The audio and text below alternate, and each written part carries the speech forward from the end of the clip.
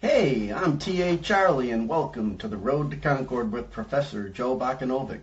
Homeroom is on Rumble. You just go to Rumble and search the channels for the Road to Concord. It's one word. When you find it, you go ahead and you click follow. It might mean you got to set up an account, but it's fast, it's easy, it's free. I did it. You can do it. For those technologically challenged members of the class, you can also catch us on Facebook and YouTube. After the show, it's uploaded to Podbean, iHeartRadio, and Spotify, and eventually to BitChute. Just look for the Road to Concord. You can go to the blog page, that's theroadtoconcord.com. That's where you'll find all your show notes, study notes, and handouts for the class. The phone is working. If you don't know how to call in, email us, and we'll think about it. Finally, you can email a professor at joe@theroadtoconcord.com. He's a little slow, but he'll eventually get around to emailing you back. This show is currently mainly listener-sponsored. If you are interested in advertising your business on the show, email us. With that said, we ask for your participation on a value-for-value basis.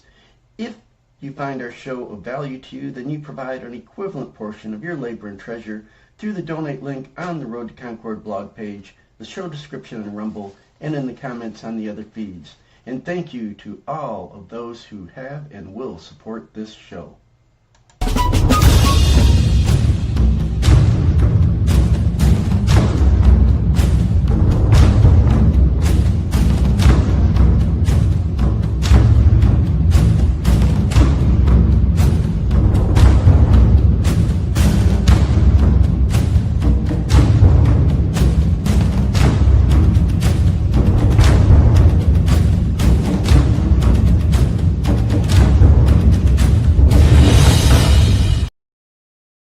I love the drums. I'm glad that's still in there. Boom, boom, boom, boom, boom, boom.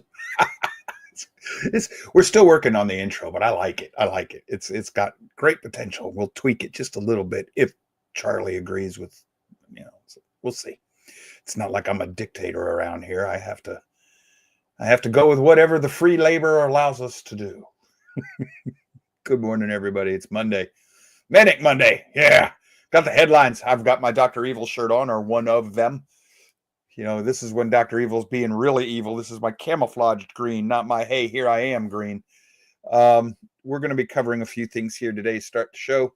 I don't know whether or not you had a chance to do any of your homework, but I did give you a little bit of homework. Oh, yeah, chemtrails. We'll get to that in the second hour. And it's actually kind of sort of linked to what I want to talk about to start the show with. But to start the show, I gave you a couple of videos. Here's the real reason we need a new census. This is Steve Deace's show, and you only have to watch the monologue on that one. I don't know if you did it, but then the other one, will anybody in the deep state ever face accountability? It's another Steve Deace show. So these are both on the roadtoconcord.com, and hopefully you had a chance to read through them. If not, well, we'll see how that goes. As we get going here today, I want to start just right out the bat, because if you're anything like me, long setups bore you and you tend to click and you don't watch the show. I try not to do that. Steve Deace's video was talking about the need to take another census, a second census, during the Trump administration. Now, the Constitution, and we'll go ahead and put that up. This is annotated Constitution here. You can find this in the left-hand margin of the roadtoconcord.com. In Article 1, Section 2, see right here, representatives and direct taxes shall be apportioned among the several states which may be included within the Union according to their respective numbers, which shall be determined by adding to the whole number of free persons, including those bound to service for a term of years, and excluding Indians not taxed 3/5 of all persons. The actual enumeration, this is the part we want to read, the actual enumeration shall be made within 3 years after the first meeting of Congress of the United States, and within every subsequent term of 10 years, in such manner as they shall direct by law, or shall by law direct. All right, so what's important here? It's the number of free persons, and we've got, I don't know if you can hear me, but we've got buffering issues here. We are in the we got thunderstorms coming through our area. And I am on a satellite link, so bear with us today. It could be a little choppy. Try not to. But it's the number of free persons, excluding Native Americans, and that's because they weren't subject to the U.S. government, and 3/5 of all other persons, meaning in this case it was slaves. Everybody else in the colonies was considered to have been a citizen at that time. Now, this is part of our problem here that Dace is going to sort of kind of touch on, but he doesn't go into as deep as I wish he would. He's going to say that the Constitution does not say that you have to do the census every 10 years. It says within 10 years of every period after that. So what they were trying to tell us is from the time within 3 years of when they first meet. So when the Constitution's ratified, you have, in the first Congress meets, you have 3 years to get the census done. And then you have 10 years to do the next one. And then the way it's written, you can interpret it as several different ways. Now, it does say that they could codify it by law. And they wrote a law to do the census every 10 years. That can be changed. So in theory, the Republicans hold the House and the Senate. They could pass a law real quick that says, "Hey, we want another census conducted, toot sweet, real quick, because we don't trust this last one, and we shouldn't trust the census that was done under Biden. It was illegitimate." So we can amend the laws that covered this census. That's allowed. The Constitution allows for that. But if we are going to do it without amending the law or rewriting the laws, then we're going to break a principle of what is supposed to be conservatism. The principle there is going to be that, well, the Constitution's silent on it, so we can do it. That's very progressive of you. The Constitution, most conservatives say the Constitution is, tells you what you can do. And if it doesn't say that you can do it, you can't. Well, the way we've been doing things lately, it says the census is every 10 years. So if you're going to say, well, the Constitution doesn't say we can't do it every 3, so we're going to go ahead and do it. Well, that's very progressive of you. Now you're switching the principle by which conservatives are supposed to, and I'm putting air quotes up here for those of you who are just listening, that you're changing the principle that conservatives claim to, be following. And that's a problem because that means you're inconsistent. And if you're going to be inconsistent in your politics, that makes you a hypocrite. And if you're a hypocrite, now you're the exact same problem that if you're a Republican and you claim the Democrats are hypocrites, well, guess what? You're now a hypocrite of a different flavor. That gives principled people no reason to listen to you any more than they should be listening to Democrats. So you have to stick with principle. And that's why it shouldn't take anything more than a simple law to be passed, which could be rammed through in one day. All you need is one sheet of paper. We hereby decree the old census was invalid because it counted non-citizens. We need a new census to be taken before the 2020 before the 2028 election and apportionment thereof. Boom, done. It's one paragraph. It could be voted on this afternoon. But we're not going to do that for obvious reasons that we'll get to here in a minute. But the big question here is, it says that the Constitution can be read that you have to count all persons. Maybe. The way it was written, yeah, all persons. Today, that would mean anybody living in the United States. But it could be that they didn't think that you had to actually tell somebody that that's all persons subject to the jurisdiction of the United States of America. I mean, they did exclude the Native Americans for good reason. They were not subject to the jurisdiction of the United States of America. Unfortunately, slaves were. And Steve Dace makes this argument, and he explains it fairly well in his show. The reason slaves are subject to the jurisdiction of the United States of America is because the United States of America, their governments recognized slavery and thereby endorsed it and allowed them to be brought into the country. Ergo, they were given permission to come into the country and live here legally, meaning they are subject to the jurisdiction of the United States of America. And illegal is not. Well, at that time, there were no such thing as illegal aliens. but there are now. And I do not think that the framers of the Constitution would have allowed what we're doing today. If you understand those men and what they were doing and why they did it that way. And we'll get to a thinking that would double down on that here in a little bit. But you need to be subject to the jurisdiction of the United States government. Otherwise, you're not a citizen. And if you're not a citizen, the Constitution does not apply to you. It says so in the preamble and in the Declaration of Independence. It only applies to those people that are subject to that government. And that government is what makes a country. A government and its borders define a country, and a state and a county and a city, et cetera, et cetera. So this was well known to the founding fathers. It's like the phrase I like to use, it was the air they breathed. You know, they believed in self-evident truths. So they didn't think they'd have to explain this to, almost said something I shouldn't have said, to people who are intentionally, oh, Charlie, let me see if I can do this fairly, acting stupid, if not actually are. But that's part of the problem we have today, is we have people who act less intelligent than they want to be perceived. I'm trying to be kind here, folks, man. I'm testing my limits of my medication with this. So here's the deal.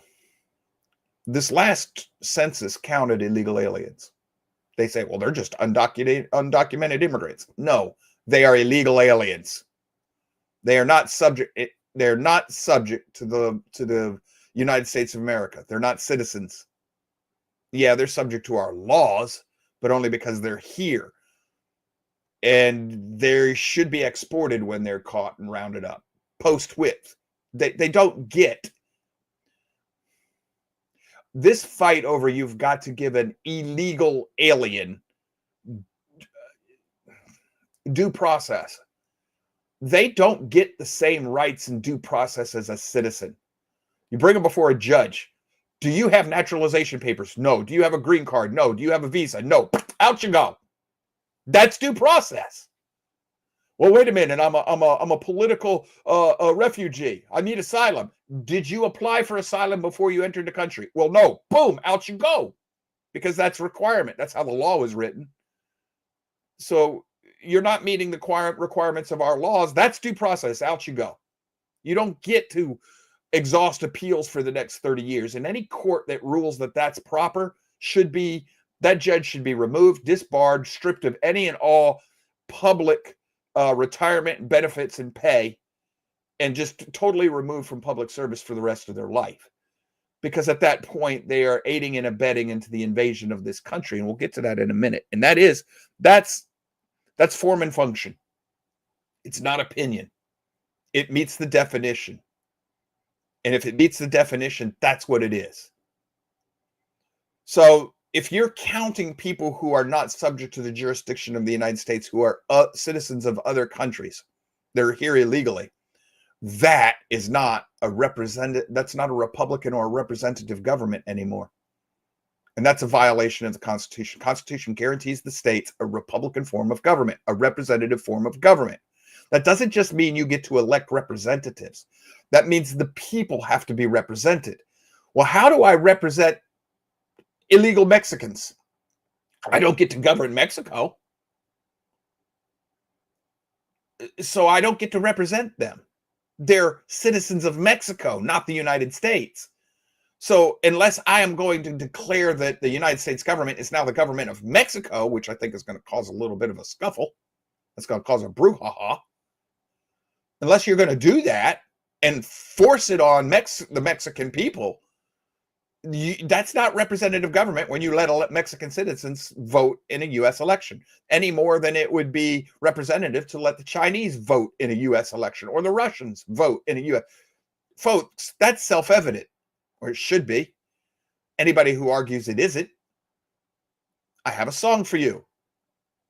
We're coming to take you away, ho ho, hee hee, ha ha, to the funny farm, where life is beautiful all the time. Because you're not rational. Now, whether or not you're being intentionally irrational or purpose, or unintentionally, that's the difference. If you're intentional, you belong in jail. If it's unintentional, we need to undo what Jimmy Carter did, put the mental health institutions back in place and stick you in one. I'm sorry. Road to Concord, Natasha says, I think I've been there. Well, you're hanging out here, so welcome to the party, girl. Also, if you're letting non-citizens vote, you're no longer a country. Because what's the difference of an illegal alien voting while they're here or what? Hey, man, I need my mail-in ballot. Yeah, but you're a citizen of Venezuela. What's the difference if I enter the country illegally or if I request my mail-in ballot because I'm here in Venezuela? I'm an illegal alien in America living in Venezuela. That's why I need my mail-in ballot. Tell me that argument actually doesn't fly with the way we're doing things today. It does. It does. I'm just going to tell you, I'm an illegal alien that I hate that computer that identifies as otherwise located. I'm not in the United States of America right now, but I'm still an illegal alien. So I want my mail-in ballot. Why can't you send them one?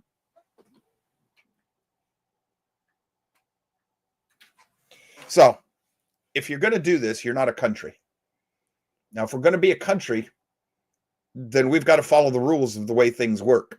Just forgive that stupid computer in the background. I'm going to fix that by Wednesday. So the problem here is simple. Illegals are not citizens. They are, by definition, illegal. And that's why they call them undocumented immigrants. They're trying to change your mental perception. That is MK Ultra, facilitated by Mockingbird, which Miss Gabbard, Tulsi Gabbard, said Mockingbird was never done away with, just like we told you it was never done away with. Charlie, are you seeing the fun I have with this stupid laptop? Yeah, I know. You tell me to put Linus on it, but I'm not going to put Linus. My laptop is never going to have the peanuts on it, okay? That's just another thing for me to learn how to operate.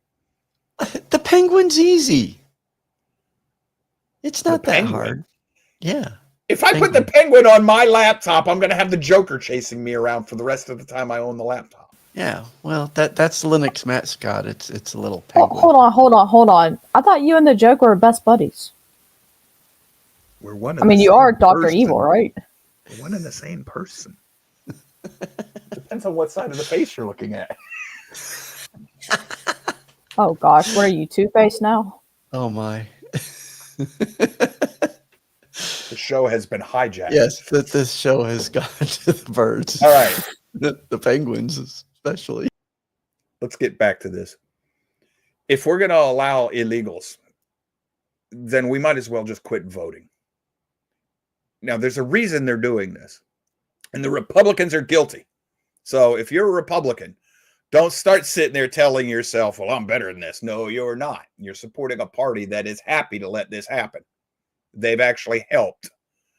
As much as I like Ronald Reagan, he started this crap with amnesty, which even if he was in good faith, it let the Democrats know that, oh, well, we did it once. We can do it again and again and again. And they have. They've given amnesty to these illegals several times in the past, and you're going to see what that's all about in a minute. I've got that on today's show. So illegals, you might as well not have a constitution. You might as well not have borders. You might as well not have a country. You don't have a government. Letting illegals participate in the government, it's communism. Straight up, it's communism. But the Constitution applies to citizens and only citizens. Blue screen of death again. BUPA 73, the 1965 Hart-Cell Act, is what allowed this to happen for a lot. Yes, I know. And there were a couple of other laws back then that tells us we're not supposed to have Muslims immigrating into this country. And yet we do. Imagine that. So I'm going to kill that thing. I'm sorry, folks, that the computer is distracting the snot out of me. It's going to ruin the lighting in the show today. I apologize. There's nothing I can do about it. We'll just let it go for now, I think. All right. So to allow a non-citizen to vote, it's not a Republican form of government. I can make a strong case that Trump if he were actually the president, has a duty to do something about these illegals. And he's trying to, at least appears to be. I think he could be doing a better job than he's doing. And I think that's the Republican Party. Whether or not Trump is actually participating in it or not, I don't know. I'm sorry. And if you want to know why I'm not calling him President Trump, that's because he gave his presidency to the Supreme Court and to lesser courts. So until he takes it back from them, he's not president. Form and function. He himself has said, well, the Supreme Court didn't allow us, or the court didn't let me, or the court. Well, if the court has to let you be the executive, you are admitting you are not the executive. So until he takes that back, he's Trump. He's not president. I'm sorry, form and function defined. So if the Supreme Court is deciding when the president can be a president, to what extent, and when he can and cannot, it is de facto president. It's the executive. So Trump could be deporting a heck of a lot more people than he's doing. He just isn't. Why? I don't know. You have to ask him. But you have to deport them. And they get due process of, like I've already explained. Do you have legal status here in the States? No. Well, then I don't want to hear, did you apply for asylum? And were you allowed in through that process? Well, no. Then boom, out you go. I don't care. Well, I'm going to be killed. Yeah, a lot of people get killed in the world. Sucks. See you later. Unless you can find another country to go to in the next 24 hours, out you go. Judge says, well, you can't do that. Why, Judge? Well, because blah, blah, blah, blah, blah, blah. Hey, Judge, you're going with them. Because you're aiding and abetting in the subversion of the United States of America. Trump says, you know what? I'm going to take back my presidency. I'm not going to listen to you courts. I have a constitutional duty. It says right there, the United States government guarantees the states a Republican form of government. And if you are giving representation to non-citizens, that is not a Republican form of government. Therefore, I have a duty, constitutional duty, to enforce this. And it doesn't tell me by what means. So I have any and all means. So he should be doing so. Why doesn't he? Well, it's just not the way we do things. Why? The Constitution told you to do it. Now, it didn't tell you how to do it, so now you do have a little leeway. Just said, make sure it happens. So, non-citizens should not be voting, period. End of story. Visitors to this country are not citizens. Green cards, right to work cards, visas for students, whatever. Even if you're here for asylum, you're not a citizen. It's driving me nuts. You can't see it. It's off in my peripheral vision, and it's doing all sorts of stupid stuff. And I'm sorry. We might even have to go to a break here for a moment to fix that. The fact is demonstrated. The fact that I'm correct is demonstrated by these other governments. I need you to put your little thinking cap on, your Wayback Machine cap, which some of us do and don't have and can and can't use. And I want you to go back and think of a story, any story, where the Mexican government said, you can't do that to my citizens. Do what? Well, the death penalty. Why can't I? Well, because they're a citizen of Mexico and we object to the death penalty. So we're going to come and we're going to try to support our Mexican citizen. Well, what right does the government of Mexico have to intrude on a illegal alien if they're subject to the United States of America? And the fact that they're claiming a right to come in and intervene on behalf of one of their citizens, they're claiming that that person is still their citizen, which means they're here in the country illegally. Which would mean if you're going to let illegal citizens of Mexico vote in a U.S. election, then every Mexican has the right to request a mail-in ballot. That's logical extension, folks. That's how this works. So these governments are admitting, de facto admission, that they still control their citizenry, even when they're here in the United States illegally. So why should you allow them to vote? They don't belong here. So why are we doing it? I don't know. Although I do know why we're doing it. Not a whole lot I can say about it right now. We're going to get to that in a second. So the fact that these other governments will step in for their citizens shows that they're still subject to these other countries' governments, which means that they're not here legally. Their citizens, they're illegal unless they're documented in the United States. And even if you have dual citizenship, if you have a dual citizenship, that means you're a citizen of the United States. Okay, that's what dual citizenship means. The Democratic admission of what's really going on here is right here. Let me see if I can get this up. This New York Democrat wants more migrants in her district for redistricting purposes. That's what this is. This is about redistricting so that they can get more Democrats in power, so that they can take over the country and complete the transformation to communism that Obama started. Well, they think it's communism. I think it's Obama started a transition over to Islam to make America Muslim. But that's just me. But she admitted this. This was what's her name? I don't see it in the story, and I really don't care. I've read it once before. It doesn't matter. It's just that's exactly what's going on here. And how do we know that? Well, here's another story that piggybacks on this. And I know y'all know this one. You've seen this one. This is Gateway Pundit breaking. Texas Democrats flee state to block GOP congressional redistricting. AG Paxton calls for their arrest. So there's supposed to be a vote in the Texas House. They're going to redistrict, which is going to cost Democrats a whole bunch of seats in their state government, so that they're going to flee, so that they can't do this, so that you can't vote. Well, first of all, that's a violation of your oath of office. It's also subversion. How's it subversion, Joe? Well, that the representative process, the people elected the GOP in the state of Texas, the majority, and the GOP promised to do X, Y, Z, so the people elect them, and the Republican Party's trying to do what it promised to do, and the Democrats, since they can't defeat them according to the law by voting and filibustering and everything else, they flee the House. They flee the state, so you can't hold a quorum or whatever, or you can't hold the election. Well, when you do that, you become a criminal. You're violating your oath of office, and you are subverting the governmental system that the state of Texas's Constitution created. So you're anti-democracy, anti-Republican government, and that is why we have the next story. And I'm all for this one. This is exactly what should happen. Again, with the Gateway Pundit, breaking, Governor Abbott says he will remove from office Democrat lawmakers who fled Texas to block GOP congressional redistricting. Well, he can't do that, Joe. Well, I don't know. Maybe he can. You have to look at the way the Constitution and the laws are written in the state of Texas, but he may very well be able to do that. And he should.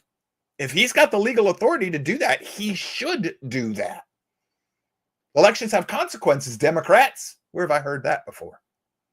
And this is all about our precious democracy. Unless, and of course, you don't win, in which case you throw a temper tantrum. Anybody see the video of that grown woman in the airport who laid down and kicked her feet and slapped her hands on the ground because they weighed her carry-on luggage and it weighed too much and they wanted to charge her more money? She threw a 3-year-old temper tantrum. Well, that's what the Democrats are doing here. And this is subversion. It is the undermining of the legally and duly established system of government in the state of Texas. So why do the Republicans put up with this?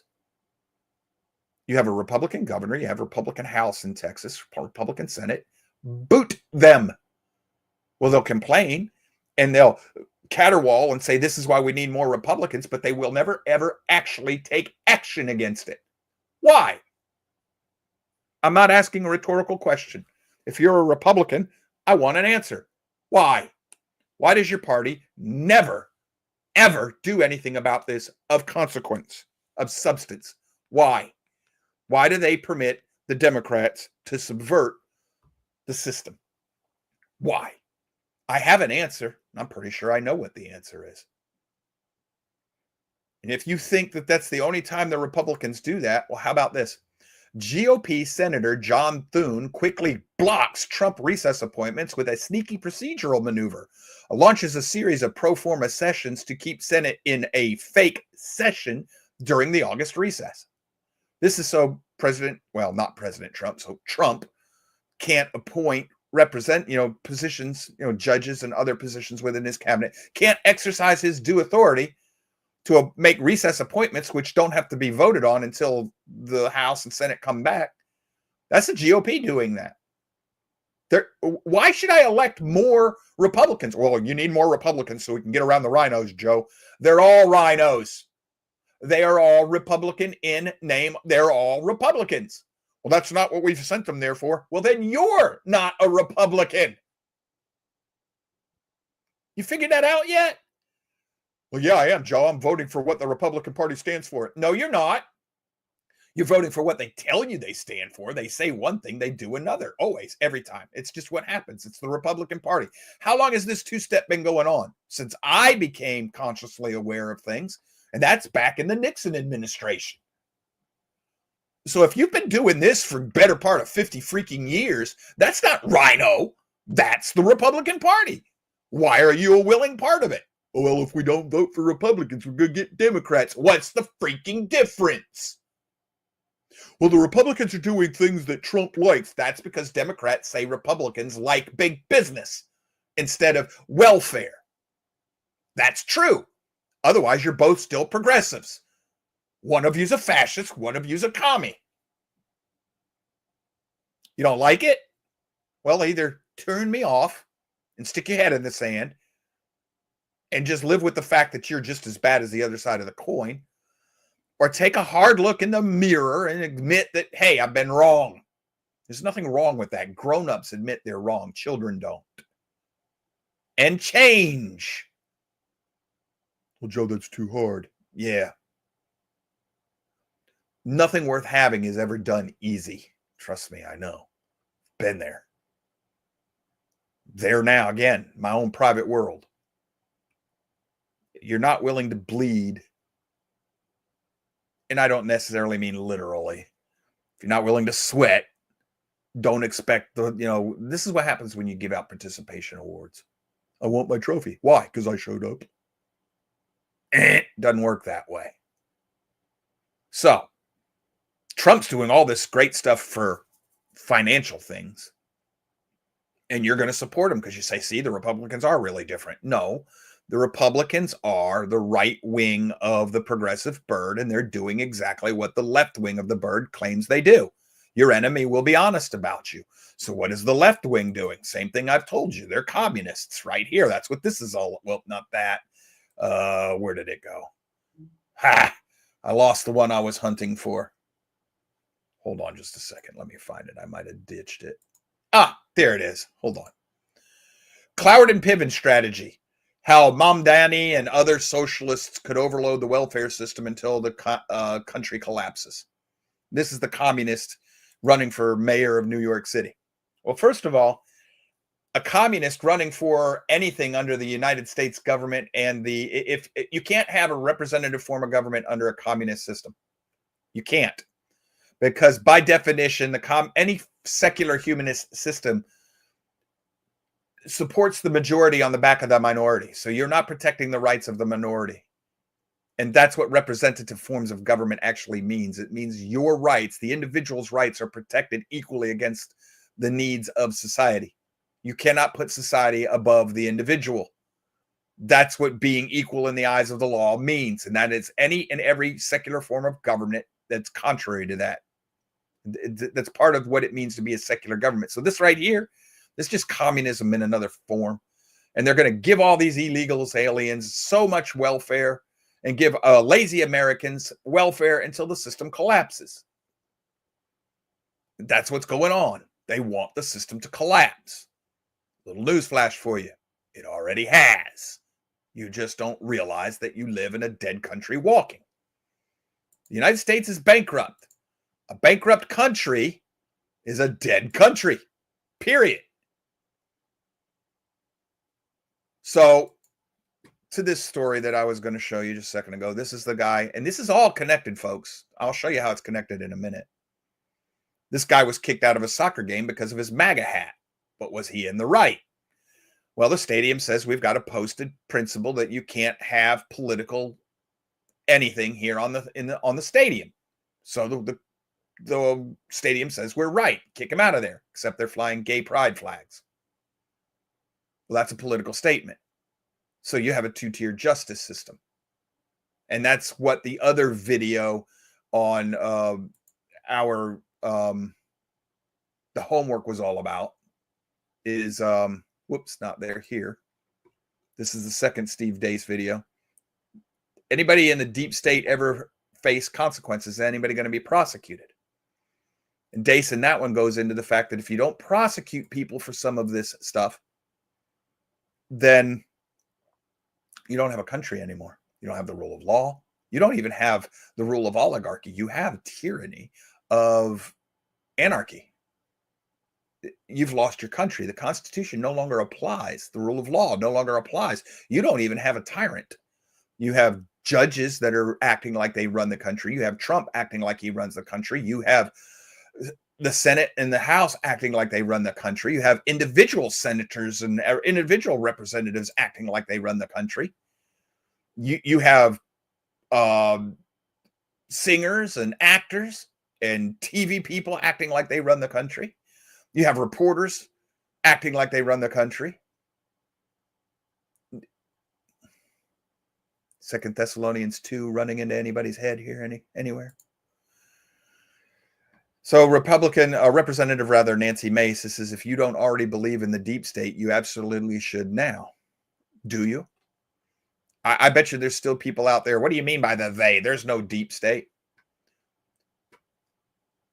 Yeah, there is. And that's the point of everything that I've just been giving you. There is a government within our government. Exactly like Woodrow Wilson said he was going to set up. Remember, he's going to use the current system as a scaffolding to build his new system in until he's ready to let the new system stand up and show itself, and the old system will fall away. You're in the process of the scaffolding falling away. You're not going to stop it. Too much of the country depends on this new system. This new system is secular humanist. It's a hybrid. It might be something we've never seen before. We might have to coin a new term for it, a new definition for it. But it is the system that Woodrow Wilson and the progressives had dreamed of 100 and something years ago. And it's now in place. And not to get too scriptural with you, wrong, to take you there exactly. This is the beast. And who can fight the beast? It's part of Satan's system, Satan's system. Incidentally, you think that's all craziness. Has anybody else noticed the Greek symbology in their ads in movies lately? I even saw an antiperspirant commercial last night with Greek god laying in it, doing the ad. That symbology has come back. Roman symbology. I wonder why. It's almost like the gods have returned. Could also be why you have the chaos in the world stage right now. Gee, who'd have thunk it? So you have all this trouble going on in the country right now. Let's go back to these illegal aliens. Well, first, let's go back to the Republicans. The Republicans have the ability to stop this, or at least fight it. I mean, really fight it.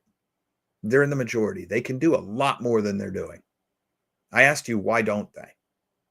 The courts have the authority to stop a lot of this. They're actually facilitating it and protecting it. So are the Republicans by their inaction. But the Republicans are doing things that make it look like they are trying to fight it. Look, tariffs. Whoop-de-freaking-do. Tariffs used to be a thing of the progressive movement way back when. Everybody loved tariffs when they're totalitarians.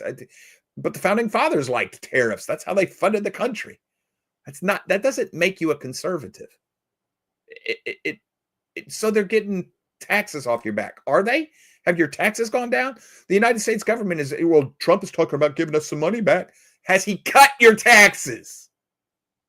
No. So he's nothing more than a different form of, here, let me hand out some more of your money. Here's a little welfare. You're going to cut my taxes? Well, no, we can't do that. Why? Well, that takes away some of our power. We can't do that. The Republicans are guilty. Period. End of story. If that costs me this show, cool. I get Monday mornings off. You've got to admit it to yourself. They're part of the problem. The party is corrupt. It relies on this system that it helped build. It is not going to destroy it.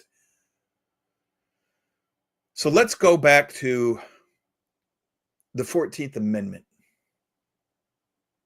The 14th Amendment, look at the language. It says, all persons born or naturalized in the United States and subject to the jurisdiction thereof are citizens of the United States and of the state wherein they reside. Okay. See, so all the illegals that are coming here and having their anchor babies, those babies are citizens. Wrong. Logic time. This is a conditional. This is a conditional. Conditionals are not always this or. They're not. It's not always if you'll do this, then I'll do that. It's not either if this applies or that applies. A conditional is also the word and. If I have this and that at the same time. So all persons born or naturalized in the United States and subject to the jurisdiction thereof, meaning the child of an illegal alien born in the United States is still subject to the jurisdiction of the government from which they came, not the United States. Ergo, anchor babies have never been legal. Never. They're here illegally. They're not subject to the jurisdiction of the United States. That's simple definitional language. So why do the Republicans act like anchor babies are a thing?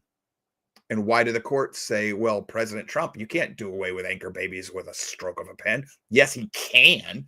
He can just say, hey, I'm equal to you, courts. I've read the 14th Amendment too, and it's an and conditional, and they were not subject to this jurisdiction of this country when they were born here. They were never citizens, and they are not now citizens. Oh, you're going to break up all these families.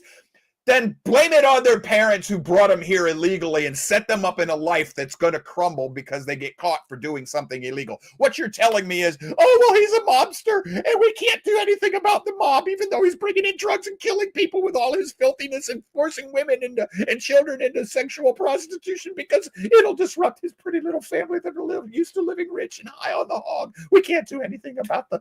Joe, you're being absurd. No, I'm not. I'm holding them to the same standard. Illegal's illegal. Period. End of story. United States of America. The Americans used to understand this. Truth, justice, and the American way. And now it's just truth, justice, and good things. Well, who's good? Tell me who's good other than God and the Holy Spirit and his son, the Messiah. The Messiah didn't even say he was good. He said, who's good but the Father? And yeah, I'm making fun of the Superman stupid, that idiot. We have lost our way. We can't even follow our own laws anymore. If you can't follow your own laws, the plain, clear language of the laws, do you have a country? No, you have what Steve Dace was talking about, a two-tiered justice system, if not multiple-tiered. Which means that you never know if you're going to go to jail from one moment to the other. It all depends. So I can be Sean Diddy and everybody loves me until something happens and I piss off the wrong people within my own group of folks and then they prosecute me. And then after they prosecute me, they go out of their way to pretty much let me off with a slap on the wrist. That's not what's happened to him yet, but you watch and see if it doesn't. Epstein's girlfriend. She talks about, hey, I'll help you out a little bit. And since you can't show me where there's any list of clients, then I'm appealing my conviction because I couldn't possibly have done anything wrong. If there's no client list, there were no clients, there was no crime. So they move her to a minimum security comfort prison here, wherever the heck it was. Nobody's being prosecuted. Nobody's being held accountable. Well, I hope we can do something about Obama, but he's got immunity as president. You never have immunity we got to impeach him. No, you don't. He's no longer in office. Do you understand what impeach means? That's how you remove him from office. But as a former president, he does not have to be impeached before you prosecute him. What's wrong with our country? We don't even understand simple definition of words. How do we fix something like that? General Flynn demands prosecution of Obama and deep state minions for conspiring to overthrow the United States. We now need to see some accountability. He's right. Well, we've got to take all this time to get our ducks in a row and cross our T's. And oh, you don't. If you have the documents that you claim to have, that you've been publishing, if they're real, cuff Hillary, cuff Brennan, O'Bannon. I mean, all of these freaking people that were involved in Russiagate, cuff them. You've got everything you need. They committed treason. Obama as well. Well, Obama gave the authority to go ahead and do this. He was put him in jail for treason. Well, we can't. He's got immunity. No, he does not. Treason is not an official act of the United States president. He does not have immunity from that. Well, we've given it to him because you refuse to uphold the law. And why do you think Republicans refuse to uphold that law? I know where you're going, Joe, but you can't prove it. Yes, I can. If they were who and what they claim to be, they'd prosecute, but they won't because they know that as soon as a Democrat gets in office, they'll get prosecuted for doing the same things. No, I can't bring that into a rule of law. But if I was in an intelligence office being run the way it used to be run when I was younger, with a little bit of integrity, little bit of dedication to service to this country, that would be actionable against an enemy of this country. That would be a strong indication that that's exactly what I'm dealing with. And outside the rule of law, that would work. But, you know, we can't do that. Now, I want to show you something else that's going on in this country, and it's connected. A lot of these illegals, or these people who were brought to this country willingly by Obama, Muslims, who are not going to assimilate into our country, you need to start watching England for the future of the United States.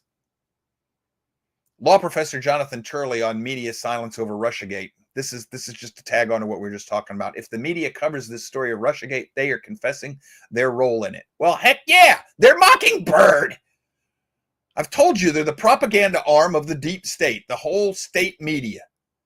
There's only 6 people that control all of your talking heads out there. This included Rush Limbaugh and all your other Republican talking heads. So, here's where I really want to go.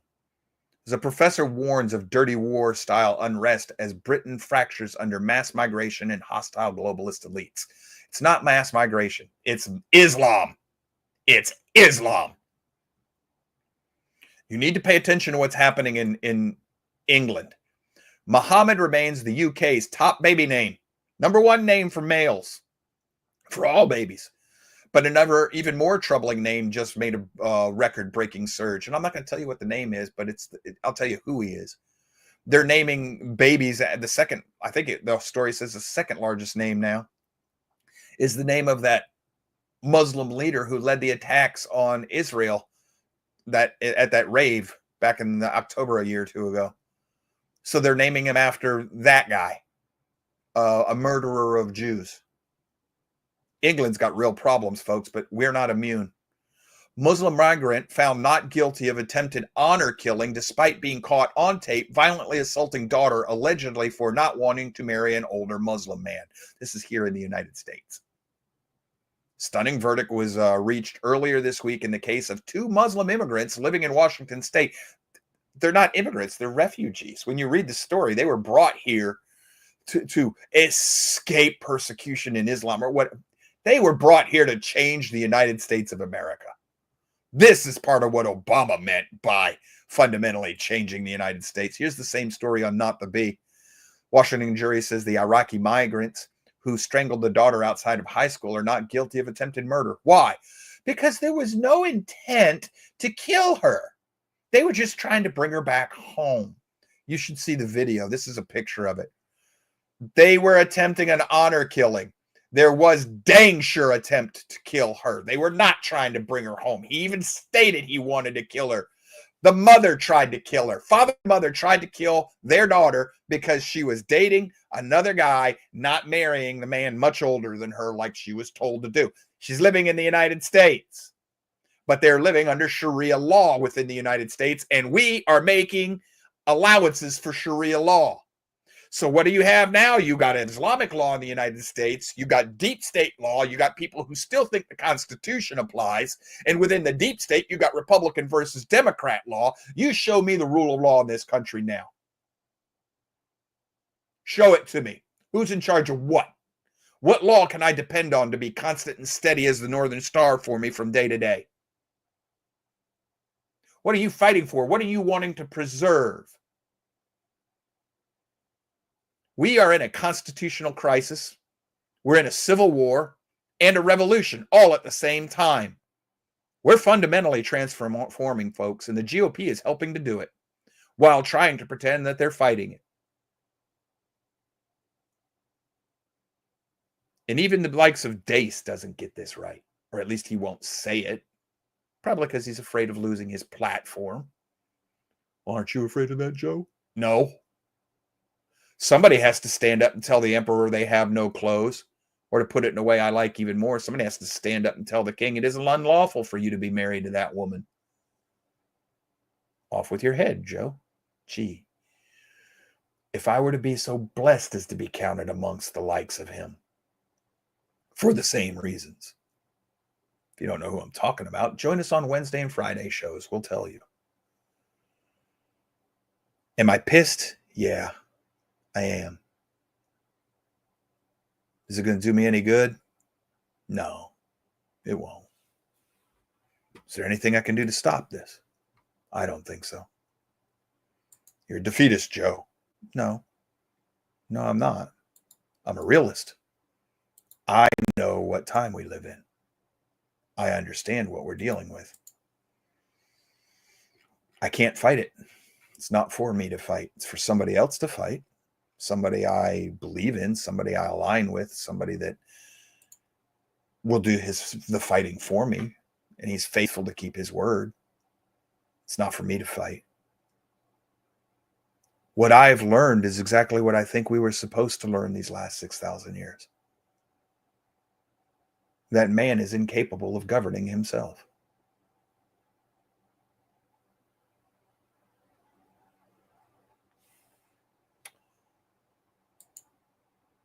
Mr. Spikes says, Dace is still hung up on several apostate teachings along with celebrating Easter and Christmas. Yeah.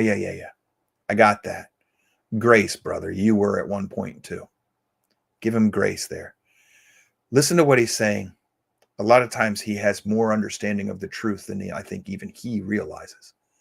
We just have to pray for them and help them come out of Mystery Babylon, or pray that they do. But the reason I use Dace so much is, of all the talking heads that I'm aware of, and even when Dan Bongino was still doing radio, the best voice that I've found so far was Dace. Is still Dace. And there's a reason he has such a small audience. There's a reason he has to be on the Blaze. Otherwise, he wouldn't have a platform, for the same reasons we won't ever have a national platform. Dace is not towing the party line. He hammers the Republicans quite often. We hammer anybody that's wrong by principle. Period. And the principles to which we stand on this show, The Road to Concord, are those that were laid down by the founding fathers as best that we can understand them in this day and age. And luckily, they saved us a crap ton load of their writing so that we can have a fairly confident understanding of what they believed, why, and how they were trying to codify it into the government that they've created.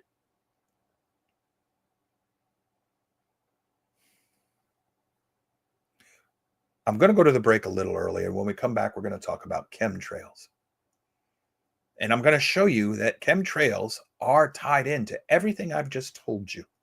Everything I've been complaining about and belly aching about and urinating into the wind up a rope about for the last hour. Because I haven't given you any way to solve this. And I've told you, I don't think we can. The only thing you can do is control you and your circle where you have influence. Exactly. That's what Natasha just posted. Said we can still touch those in our sphere of influence. Yes, that's all you can do. We're looking for heroes. The heroes that really matter are you and I at the micro level. You can't change the heart of leadership on a national level until you change the heart of the people. That's what John Adams said when he told us the revolution was the result. It happened before the war started. The war was the result of the real revolution, and the real revolution was in the heart and the religion of the American people. A revival. We all forget that the Great Awakening happened shortly before. The Great Awakening influenced every one of our founding fathers, all of them. So if you want to solve something here, pray for another revival, a national revival, but that's not going to happen. Not because I'm a pessimist, not because I don't believe in God, not because I don't think he could do it if he wanted to. I know he could. But it's because I think the pit has been opened. And the devil has been loosed to fool the Gentile world, to fool the nations. And that does include the saints. It's not that a saint can't be deceived. It's that if that saint can be deceived, he or she will be deceived. You think it's like, well, we're going to fool all of the Republicans if it's possible. What, do I immediately say, well, see, that means you can't fool a Republican? Well, if you read it that way, then you've already been fooled because you're a human being. But if you read it that if it's possible to fool a Republican, we're going to go fool that hammer knocker. Well, that's the way you should have read the Bible. But oh no, couldn't happen here, couldn't happen to me. All these things that are happening to the United States couldn't possibly happen here. And yet they are. Right now, right in front of us. And the government knows it. This country knows it. Trump knows it. Trump's people knows it. What have they done? Let's make ourselves rich. What good's that going to do when the fabric of your society is falling apart?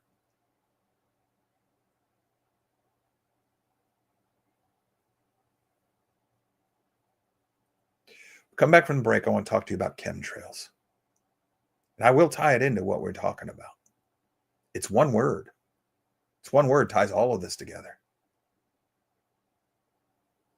But if you're not paying attention to your spiritual warfare, you won't understand. I'll see you in 6 minutes.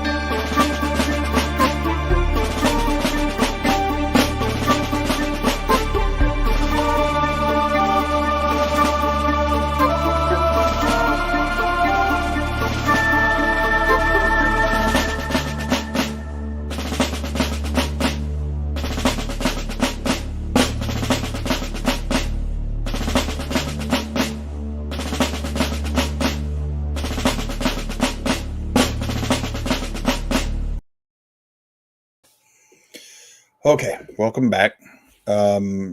Just real quick, I'll talk to him off air later.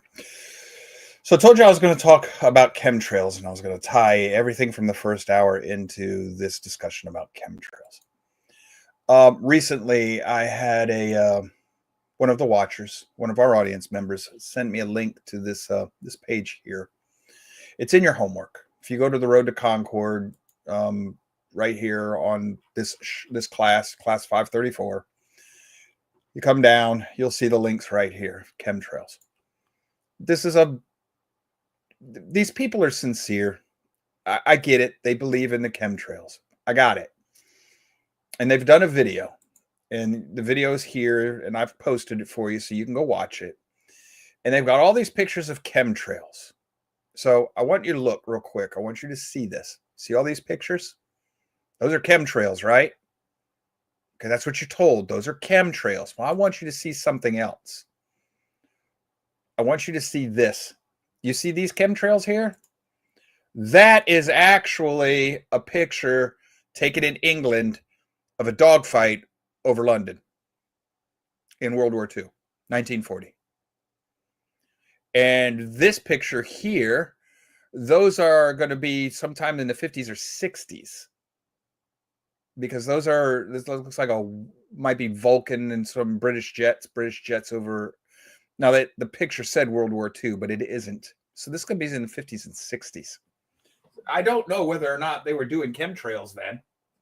I know I'm supposed to be told they were, but I know this picture. This picture is from 43, 44, World War II. Those are B-17 bombers over Germany.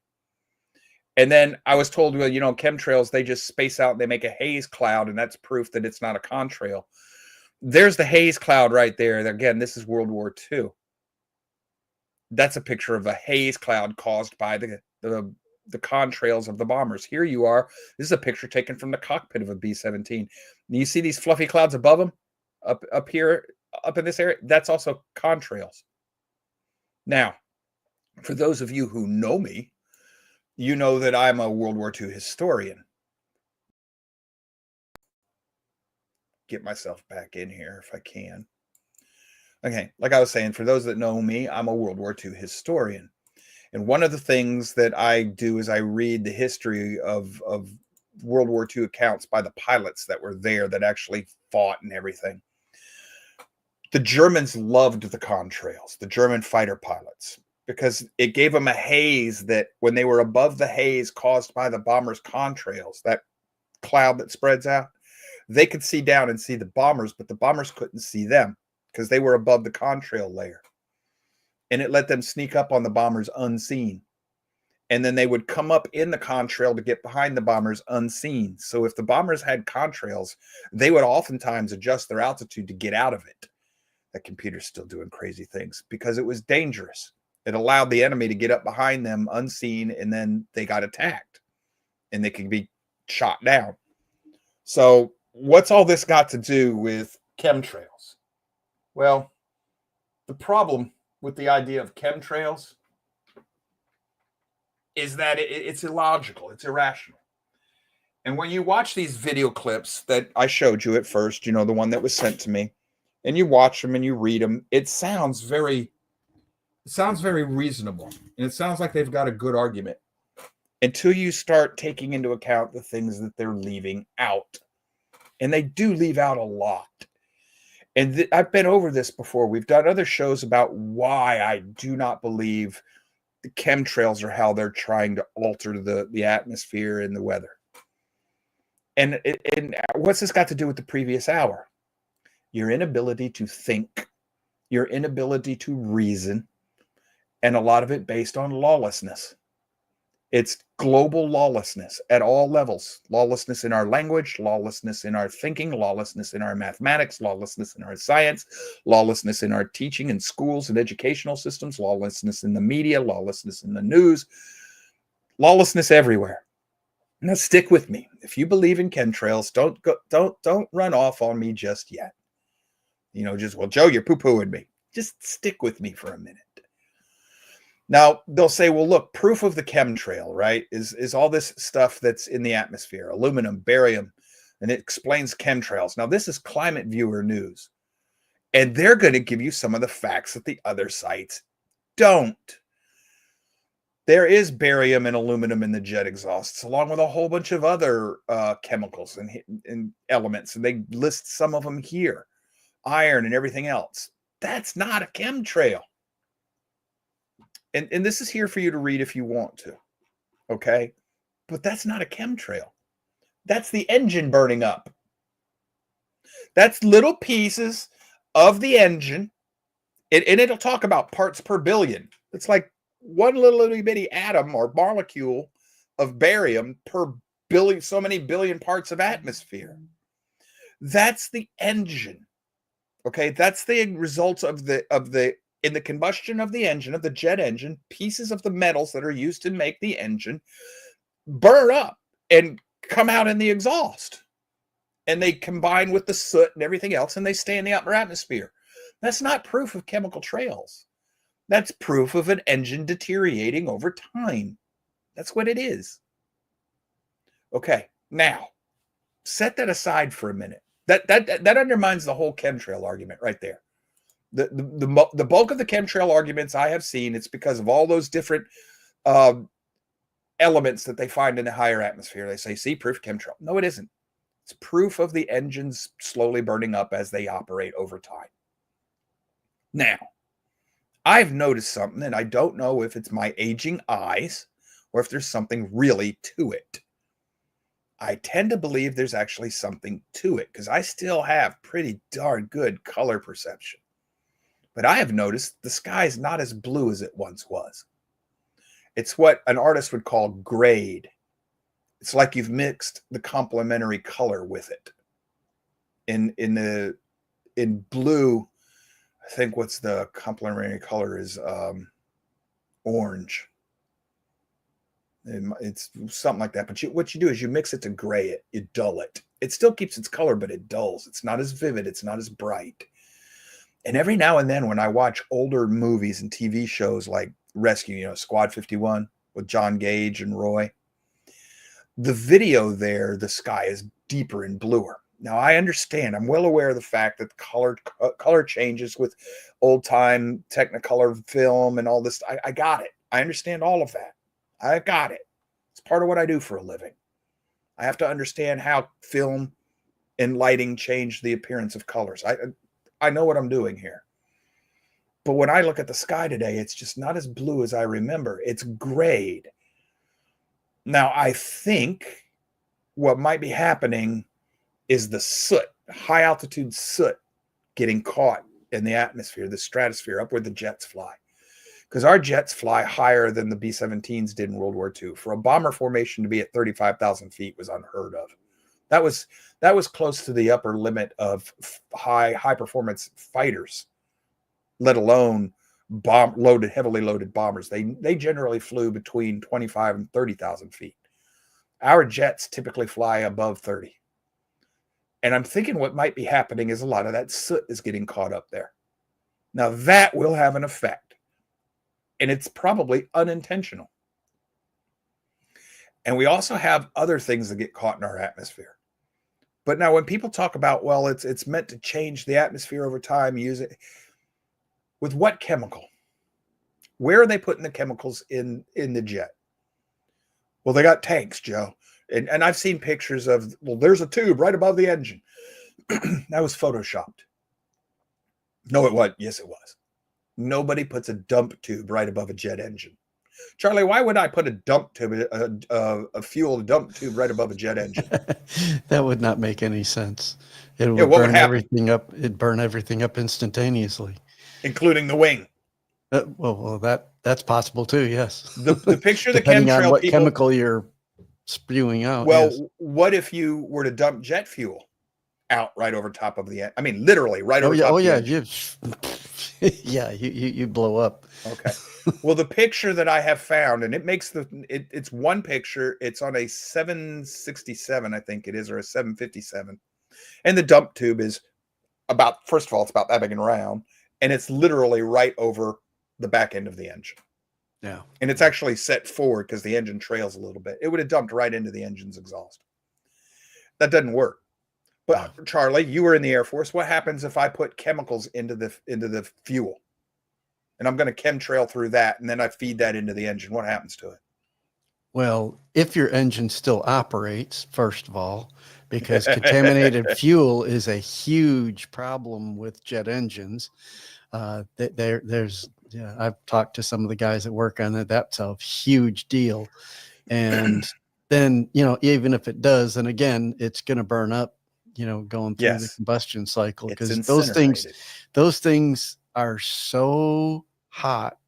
I mean, they have to use special metals in the creation of jet engines because they burn so Which is hot. where we get all these exotic particles. Right, in the exactly. high Right. atmosphere. Yeah, because they have to use special metals that have a very high melting point, because There we go. those things operate so hot.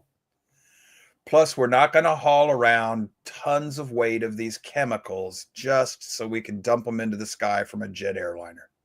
Yeah, because I did The a training companies are not course going to do that. when I was working for the Air Force, as a training designer, for training things. One of them was the safety intervals around the exhaust and intake of jet engines. And, it showed what the temperatures were, the closer you get to the outlet and, further back and all. That stuff's freaking hot. You remember the show where we showed the graph, don't you? Yeah, I think it was out to 100. It's been a while. Yeah. It was out to 150 feet just at military power. If you hit the afterburner, you better not be back there afterburner. That's a whole nother story. Yeah. So that's it's that stuff's hot. Yeah. Now, that said, I do think that they are messing with the atmosphere using HARP. Oh, HARP, definitely. Yeah, that's definitely going on. And they have admitted to it in nothing less than the Air Force Times. Yeah. Do you remember when we had that article up on the show? Yeah. You can go back to Conspiracy Thursdays. You'll find our show where we talked about this. It's early on, first year of the show, I think. Yeah, it was early on. HARP is what's causing all these really weird cloud formations people are seeing, in my opinion. Coincidentally, they also told us in the same article that they can cause earthquakes. Have we had a lot of earthquakes lately? No, not at all. No. So we're not waking up the volcanoes in the Pacific Rim. No. They're just, there's just this big thing, where there were tsunami warnings all across the West Coast. And a volcano that erupted for the first time. And a volcano. Volcano erupting. And why would they be doing that? Earthquake in New Jersey and stuff, but nothing to worry about. But why would they be doing that? Well, it's MK Ultra. We got to convince you that there's climate change, that man has done this. Yeah, the New Madrid fault's the reason why I carry earthquake insurance on my house in Florida. Because last time that thing went off, it was ringing bells in Boston. Yes. And why the heck? The poles are supposedly shifting. I wonder if that's got anything to do with HARP. No. What's a shifting of a pole going to do? Well, for one thing, we've been hit with far more solar radiation lately. The Earth has absorbed a crap ton load of it because the magnetic sphere around the Earth just recently happened with the rotation of the Earth and the tilt of the wobbling. Earth. It's wobbling. We're wobbling. It's causing the stars to move, and it's causing. I mean, they're not really moving, but there's something I read somewhere, something about the foundations of the Earth being shaken as some kind of an indication or something somewhere. Now I don't know where I read that at. All of that, I have no doubt, is man-made. Or, well, not the shifting of the poles, but we could be influencing that. We could be influencing that to a certain degree, but I don't think we're. But now here's another thing. That big of an influence. They were saying that the floods in Texas were due to cloud seeding. Folks, do you know how cloud seeding works? Yeah. The first thing you have to have is a cloud. That's why it's called cloud seeding. You have to have a cloud. And normally you want a cloud that doesn't have a lot of water vapor in it, because that's what the seeding does, is it causes the water vapor to condense so that it will rain. Right. If you cloud seed a cloud that's already heavy with water, your aerial plane ain't going to make it out of the cloud because it's going to get drowned. Right. And even when you cloud seed, you can't do it over an expanse as big as the storm front that hit Texas. It doesn't work. Now, why do I say this? Charlie, do you have much understanding of the defoilation program of Vietnam? You have any knowledge of that? I know a little bit about it, Right. not extensive. When they spread Agent Orange, they were using, I forget what, C-123s, they called them Caribous or whatever. They were 2-engine transport aircraft is what they would use. And they'd fly 4 or 5 or 6 abreast. And it would take 2 or 3 or 4 trips just to defoliage a couple square miles of jungle. Why? Because it took that much chemical and it was that hard to spread it. So 4 or 5 square miles of jungle might take 2 or 3 days worth of these 6 planes working. Right. And these were cargo aircraft with huge tanks of these chemicals in there. I mean, these are huge. How the heck are you going to spread enough crap into the atmosphere to cause a rain cloud across the entire state of Texas, including parts of Oklahoma and Arkansas? You're not. And if you think you are, you guys don't have any idea how big Texas is. That's huge. That doesn't work, folks. But now, have you paid attention to how Bill Gates and his people are doing this? They've been using rockets to send up heavy payloads into the high atmosphere from California with government permission, no less. Because you don't launch a ballistic missile without government permission. You don't. So the government's giving them permission to throw these chemicals into the atmosphere. And they are trying to, it's chemicals meant to block the sun. They are doing this. So when I tell you I don't believe in chemtrails, that doesn't mean I don't believe that they're trying to modify the weather. I do. It's just not being done the way you think it is. Clay Toller says they've got technology 30, 50 years ahead of what we know about. Yes. Yes. But that doesn't mean that what's coming out of the back end of those jets up there in your atmosphere it's not a chemtrail like we've been told. It's not what that is. If it were, why do you only see them in particular altitude belts?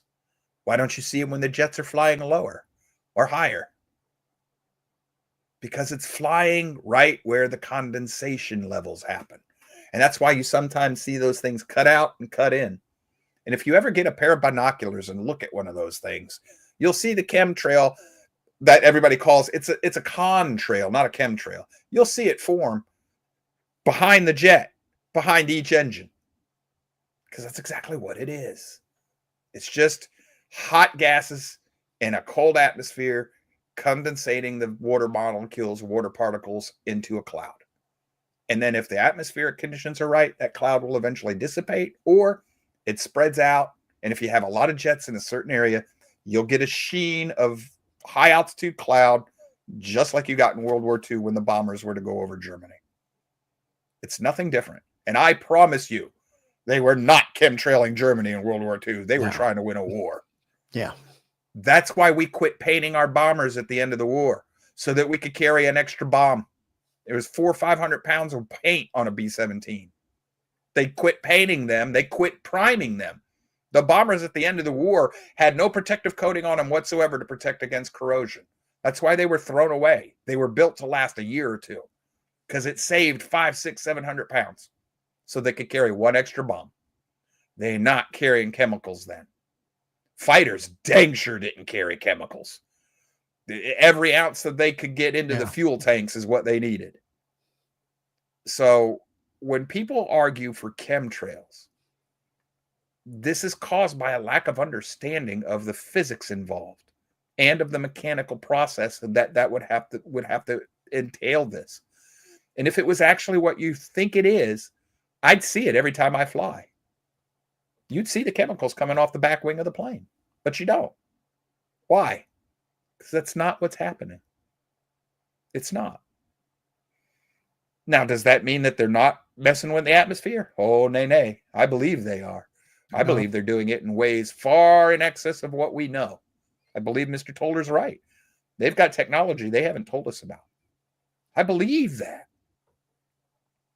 I know they're trying to change things, just not the way you've been told. Well, shoot, the technology of HARP is how many years old from what we know about? Yeah, And God, so HARP goes back to the last century. Yeah, that was back in the late 60s, I think, somewhere in that range. Yeah. That we knew about. It probably predated even that, but you look Don't at forget where we're they at told us now and what we're doing now, all who these knows? UFOs we see, they told us HARP could also throw illusions into the sky. Mm-hmm. Yeah. It can make you see things. Like And the they do floating have, city that the Chinese photographed, that to their culture, that's a bad omen. And we threw that at them. I believe they do have some ability, not entirely, but I guess I would put it this way. They have the ability to influence the track of hurricanes. Yes. They can create high and low pressure zones by heating up the atmosphere. Right. That I know they can do. And I firmly believe Michael was steered. I think so, Because it of the was way that steered thing into a went, vital voting part it- on a vital election. Yep. And the way that hurricane, the strength of it increased and the path it took. I've never ever seen a hurricane just make a beeline not for like that. several hundred, never ever move. No, they always curve. They always that one. move. Yeah, that one was a unique track. Well, what about the one that stalled over the Bahamas rather than hitting Miami and then eventually went up the coast? Yeah. Stalled for several days over the Bahamas. They don't do that. I remember that one. Yeah. Yeah. If you've been on the Gulf Coast or anywhere where you have habitual hurricanes every season, that we've been having some weird things happen with the hurricanes lately that just they don't fit the models. Well, there's a reason they're not fitting the models. You can steer a hurricane simply by heating up the high level atmosphere to create a high pressure zone. Mm-hmm. The hurricane will not enter a high pressure zone. So you can steer them. That doesn't mean you can make them. Right. Of course, you could fuel them too. But HARP is supposed to work in the high atmosphere, not low. So I don't know. But I do know that they are doing things that they shouldn't be doing. And I'm not poo-pooing people who are saying that. But I have a problem with folks that latch on to questionable theories. You should know better. Yes, they're messing with the weather. I agree. No, the exhausts of the jets are not how they're doing it. First of all, that'd be far too obvious. It's easy to test. You just get behind one of them and fly your instruments through the contrail and they'll tell you everything that's in there. Nobody's ever done that. Why? Because they're going to find exactly what's in there. Jet exhaust.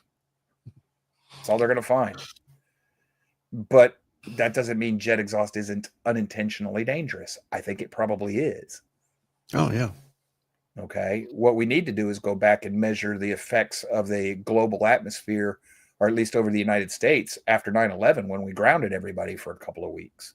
What happened then? Yeah. Did anybody measure that? That would have been perfect. Yeah, that would have been interesting. Yeah. But think about this. If the jet engines are leaving particles in the upper atmosphere over this many decades, it will have an effect on our weather. But it'll have the opposite. It won't heat us up. It'll cool us. Remember what happened when we had those volcanoes a few years back? It dropped the global mean temperature by 3.5 degrees. Yeah. Volcanoes are. But didn't they have some reports about the reduction of air pollution, especially in major metropolitan areas during COVID, because we weren't flying and putting all plus the automobiles we weren't using the cars as much either, so the pollution rates went they just went way down. But we'd have to go back and find that, and it'd be hard to find these days. Oh yeah. So what I wanted to tell you though is that this is simple. I'll explain this. I'll tie this back. It's just lawlessness. You can't depend on anything. We can't even depend on our own reason, because even if you're the most rational person we've ever met, you can only reason with what you're given. So if you can't trust the information you're given, it's garbage in, garbage out. Even if you've got the best computer, if I put garbage into it, that computer is still going to give me garbage out. And that's the problem we have in our world today. Nobody knows what they can trust. Yeah. That's And why that AI all is having so much trouble now, Oh, yeah. because they've put AI out into the wild and it's scooping up all sorts of stuff that's garbage. And the reliability of AI has significantly dropped over the last year or so. Because initially, when it came out, they were controlling the data they were feeding the AIs, and the AIs were actually very, very accurate at that time. But now you can't trust them as much because they've gobbled up so much of this garbage. And if you know anything about computer programming, that's what AI is. It's just a computer program, garbage in, garbage out. Clay Toller says, that hence axiom artificial axiom. intelligence. Exactly. But the right. problem with that, Mr. Toller, is if I feed real intelligence garbage, no matter how good you are, you get garbage out. Which is why a lot of times when I talk about things, you'll hear me tell you, this is what I believe. This is what I tend to think. This is what I express them as conditionals. I'm trying to acknowledge that there's a great deal of uncertainty in what I'm telling you because I don't know that for certain that what we're using is trustworthy. So the point in general is we're in a time period where you can't trust very much of anything. And yeah, if you can't trust it, how are you to guide your life? How are you to make decisions? By what are you going to do that? we're living in the upside down. Yes, we're living in the upside down. Yes. It's Isaiah 5:20-21. Yep. So you ask, what do I do? Because this is one of the biggest questions I get, usually privately. What are we to do? Cling to that which you can be certain of. If that means you shrink your world back, I don't mean your physical world, but I mean if you shrink your intellectual world back to just that which you can be certain of, that's okay. There's no problem with that. When you when we were in the military, in the Marine Corps, if we had a defensive line that was spread out too far and the enemy's hitting you real hard, you shrink back in. That's not a retreat. We call it tighten the lines. You shrink back in around your command center and you make where your defensive line is denser, easier to defend, self-supporting. That's all I'm asking you to do intellectually. Shrink your intellect back and be careful with it. Guard it. But now this does not mean that all these conspiracy theories, that doesn't mean I'm not a conspiracy theorist. It's a conspiracy realist, man. What's a conspiracy? What's the difference between truth and conspiracy right now in these days and age? It's about 2 months. I mean, the last time I checked, conspiracy theorists are batting 1,000. Yeah. Especially if you factor in for flavor versus, ice cream. So chemtrails, no, I don't believe in those. But weather alteration, yes. Okay. Yeah, there's something there. 9/11, they brought the buildings down. No, I'm sorry, I'm not going to believe that. They let them bring the buildings down. Yeah, okay, I'm on board with you. Okay, so it's just a different flavor of the ice cream. And the reason I don't believe that is because I've looked at the physics on those buildings and, jet engine fuel only burns it unless, of course, you throw it in a blast furnace. Coal only burns so hot. Coal doesn't burn hot enough to do metalworking unless you got the billows on it. And as soon as I blast oxygen into any fire, it always burns hotter. Well, Charlie, help me out here. Were the twin trade centers way up in the air where the wind could get to them? And it was fairly windy that day, wasn't it? Yeah. So there was a blast furnace effect going through that building. Because you could actually see the wind carrying the smoke. And let me ask you another question. Yeah, so jet fuel only burns so hot. What about the stuff that was in the building? Yeah. And I don't have to melt steel to make it lose its tensile strength, do I?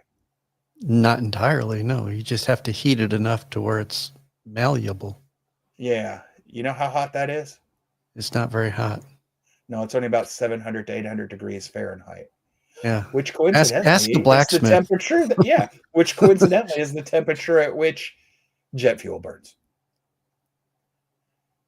So, and then there's like, well, how did his passport get out into the, why wasn't it burned up? It's easy. The cockpit went through the building. If he's flying and the passport's on his person, when the cockpit goes outside the other side of the building, it gets tossed out into space and it gets easy to find. A lot of pieces of the jet went through the building. I know people who were on ground zero. They were there that day. They saw some of this stuff. Now, if you pay attention to the reporting back then, the FAA had been repeatedly warned of Arabic men wanting to learn how to fly, but not interested in how to take off our land. Right. That should have been an alarm bell. Yeah, that should have been a big one. And it wasn't. Okay. I think they knew exactly what those people were planning on doing. And that's because the CIA was working with Osama bin Laden. You can find evidence of that too if you look for it. I think they allowed it to happen. Mm-hmm. They needed a reason to get into another forever war. Yes. And to pass the Patriot Act. Yes. Which the Patriot Act goes back a decade and a half before 9/11. It'd been around for a long time. Who gave you the Patriot? You're over the target, Charlie. You broke up when you tried to say it again. Okay, class. Which political party gave you the Patriot Act? Come on now. Let's hear it.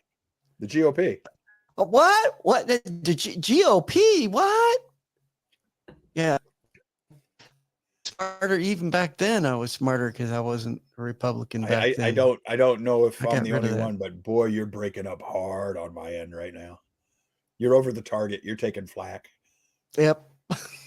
It is raining here, and I'm on a wireless connection as well. So, hey, is Matthew Perry still relevant? Just chant his name a few times. You might be good.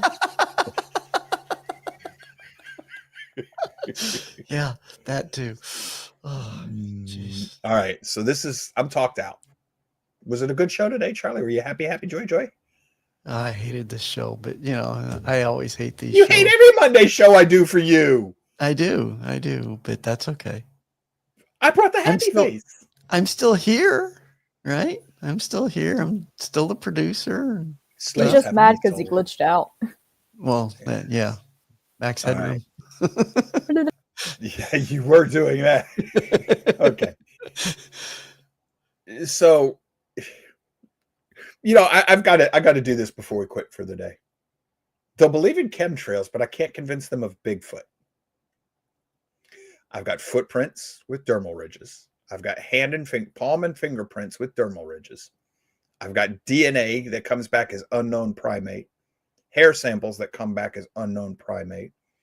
We have audio recordings that match no known animal, but do have similar characteristics to primates. We have video sighting. We have the Patterson-Gimlin film that once it's stabilized is absolutely beautiful. Some of the prints are anatomically almost impossible to fake. We have prints of the animal laying in the ground, which gives us hip and part of the leg and elbow, arm. We got all of that, and we won't believe in Bigfoot, but we'll believe in chemtrails when we got a lot of evidence that tells you chemtrails is not how they're doing it. I don't understand people. I don't. Now, if you really want to chase a rabbit on Bigfoot, go find out how many Bigfoot they found after St. Helens exploded and how hard they had to work to cover that up. You're going to be surprised what you find out there if you start tracking that down. The government's had the proof of them for a long time. Why are they hiding that? That is curious to me. But the thing that's more curious to me is you've got more evidence for the existence of the creature we call Bigfoot than you do for dinosaurs. Oh, we've got skeletons of the dinosaurs, Joe. You've probably got skeletons of Bigfoot. You just call it Gigantopithecus. What? Yeah.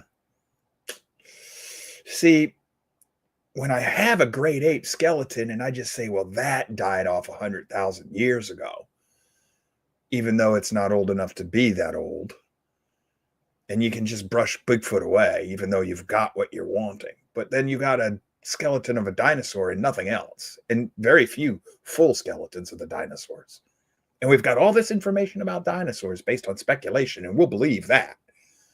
But we won't believe anything that we've got on video and recorded and people's eyewitnesses and prints and everything else. I don't get that. I don't get that. I just don't.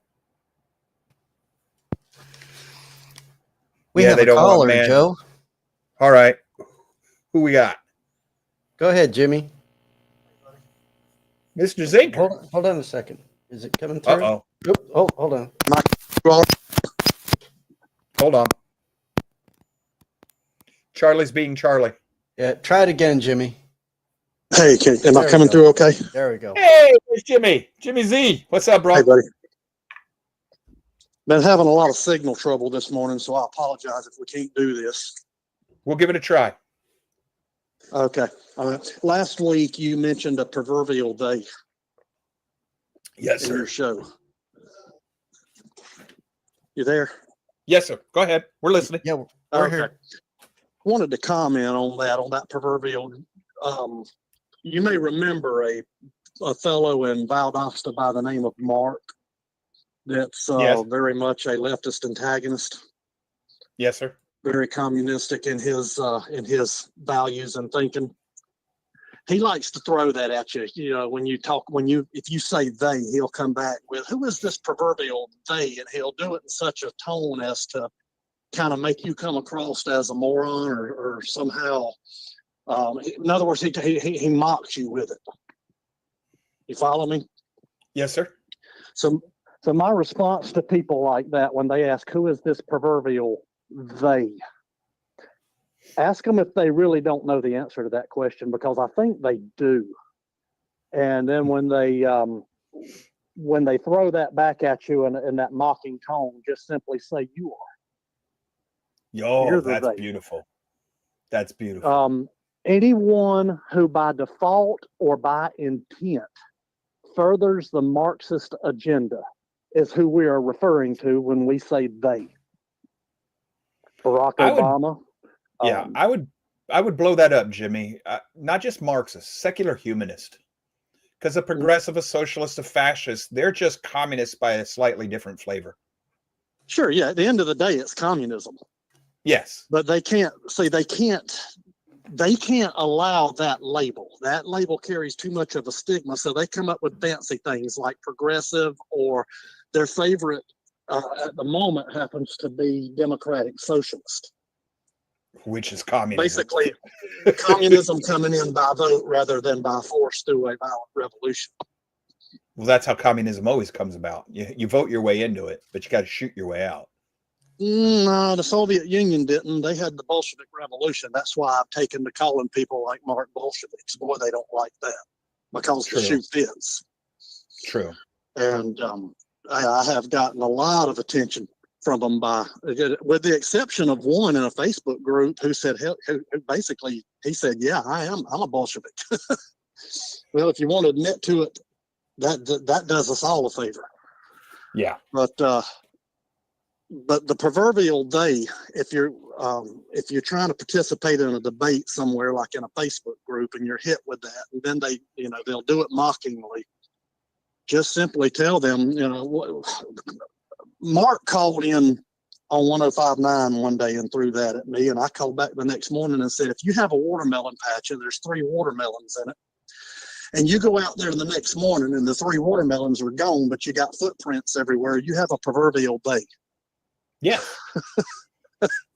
They took my watermelons. Yep.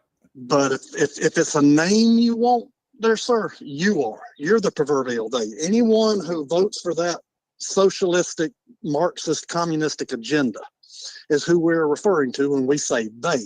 And there are those in the population who further it by default. They're useful idiots. They're ignorant. They know not what they do.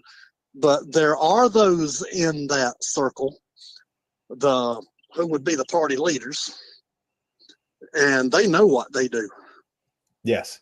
And even if I gave them names, which we can do, we've given you names on this show. Even if you did that, they'll just reject them. That's Sure they part of will. that's part of their tactic. And that's why you need to be articulate when you explain it. Because when I do these things, when I call in 105.9 and make my points, Richard, the fictional character, he's always trying to draw me into a tit for tat. I don't do that. I don't take that bait. I'm not going to enter into a debate with an individual who won't even give me his name, but who will attack me personally with labels like racist while he hides behind the cloak of anonymity, and I put my name out there. Yeah, don't get into I the don't mud do with it a for pig. Richard. Yeah, Huh? don't get down and wrestle in the mud with a pig. Exactly. They're better I at don't it do and they for like Richard. it. I do for that 17-year-old kid who's taken an interest in trying to find his identity in the world. Yes, I understand. You're doing it for the other audience. And something occurred to me this week, and I will leave you with this. And it occurred to me while I was pondering this call the other day after I listened to your show last week and was thinking about how to respond to that proverbial day that you mentioned. I wonder if we could be effective, if we could get a ground roots movement going within communities to go after the school boards and try to get courses put back into schools pertaining to philosophy and logic. Yeah, I think we would be very effective if we would do that, but you've got to get people who are going to do that. And then one of the ways even if we got that done, Jimmy, and this is how they work. And folks, if you want to name this case, this is going to be Woodrow freaking Wilson and John freaking Dewey. So let's say, Jimmy, we go to the school board and they're going to put in history on communism and philosophy of Marx and all this other stuff. Guess who's going to teach it? A Marxist. Yeah, we have to stay on top of it to make sure that the instructor in that course is teaching philosophy and not teaching a philosophy under the guise of a philosophy course. Yes. And here's an example. Where I was going with that. Yes, here's an example, folks. This is a very real world example of what Mr. Zinker is talking about and why it's not how they put insulated protections in them. State of Florida is screaming for teachers, but I got to go through their programming that they call the degree. I've got to go through their state programming in order to be qualified. Right. I would probably go look at the high school advanced placement here in my county. I'd go see if they wanted me to teach for them in the liberal classes. I can teach history. I can teach philosophy. I can teach comparative religions. I can teach sociology. I can teach lots of liberal arts classes. I test out consistently at doctorate level whenever you give me their tests. But unless I go through their programming system, they won't let me teach. You know why that is? Yeah. It's not because I'm not qualified. It's because I won't teach their state agenda. I'll actually teach my students. You can go and teach yourself law. Yeah. And then you can pass the bar. They still will not let you practice law until you take one of their law courses because they've got to make you able to pervert complicated absolutes like shall not be infringed. Exactly. Or like AOC, if the Constitution wanted you to be able to have a weapon, it would say so. Have you read the Second Amendment, you dit brain? Yeah. The other problem with the approach with like the school board is they are bound by state regulations and stuff like that too. And the teachers union comes into play. I mean, I remember I couldn't even go and sit in one of my kids' classes because I had to give 24 hours notice or something to the teacher because of the union regulations before I could actually go to the school and sit in one of my daughter's classes. Yep. So that if you actually get in there, they've got to have time to stop what they're doing. And exactly. Make that adjustment. Yeah. So Exactly. It's good for you that day because you can't sit in there every single day. Right. Exactly. But that wasn't the case when I was a kid. We had teachers parents sit in on our classes all the time. They just showed up at the school and came in that day. Yeah.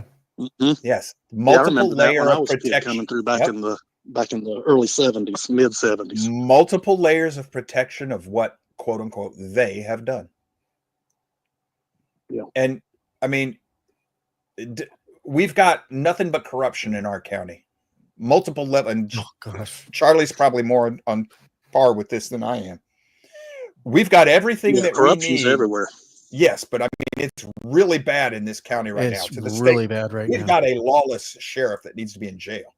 Yeah, yes, We've we got do. everything we need for DeSantis to come in and remove the city of Lynn Haven's leadership, most of the city of Panama City, and to put Sheriff Ford and the police chief of Lynn Haven all in jail.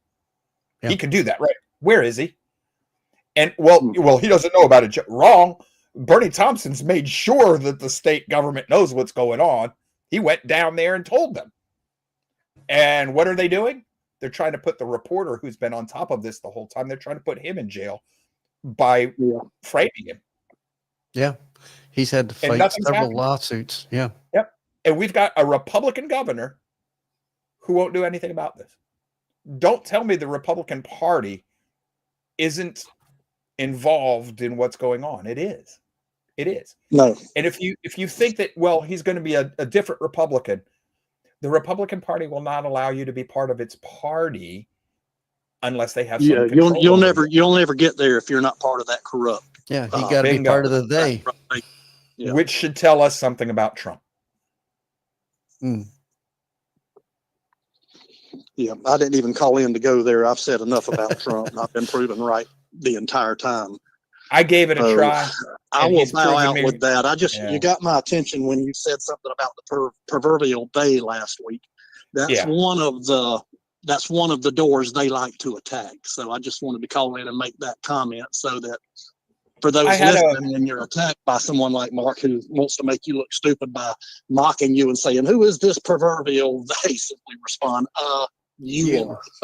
Well, I love that, Jimmy. Real quick before you go, Jimmy, I had an older gentleman one time, and I think Charlie was in the room when this happened, and he asked me about the they one time, and I rattled off almost a dozen names. Yep. Now this guy was actually somewhat intellectually honest, and he looked at me confused, and he go, "What do you mean?" And then he finally said, "Well, I don't care. It doesn't matter." I gave him the names he was asking for. Some of them in history, some of them current, and he just didn't even care. Just you gave him what he wanted, and then why did you ask, sir? Yes, that's exactly the point. Because they're trying to stifle your argument. Yeah, well, you thought you could mock me, and when you found out you couldn't, suddenly you don't care. Well, I do, and you've opened the door. So let's talk about it.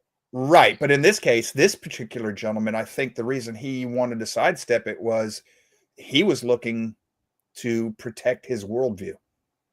And I was shattering it, and it was fear in his case, because he's one of the ignorant masses that just doesn't want to be educated, Jimmy.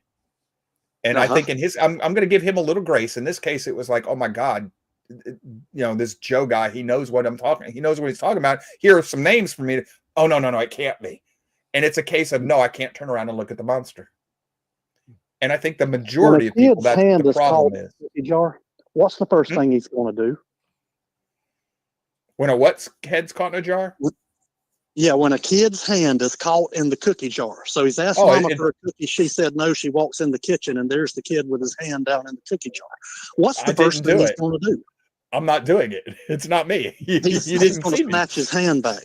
And that's what your old guy did when you got the better of him. When he realized he was caught with his hand in the cookie jar, he snatched it back. Well, I don't care anyway. I didn't want no cookie. Martin Young is giving you a hard time. He says, if you don't know who Cousin Eddie is in your family, it's you, to Jimmy's point. So he's not attacking you, Jimmy, but he's making your point. So, all right, Mr. Zinker, I appreciate the call. Yeah, thanks for the call, Jimmy. I enjoy it. I'll catch you after a while, buddy. Take care. All right, brother. Take care. Stay safe. Bye-bye. So, folks, I hope we did something useful today for you. If like I said, if you're mad at me because you're a chemtrailer and I'm poo-pooing that, I said I don't agree with you on your chemtrails, but I did not tell you that I disagree about weather alteration. I wholeheartedly agree. I just think you're barking up the wrong tree. Go look somewhere else. There are more effective ways for them to do this.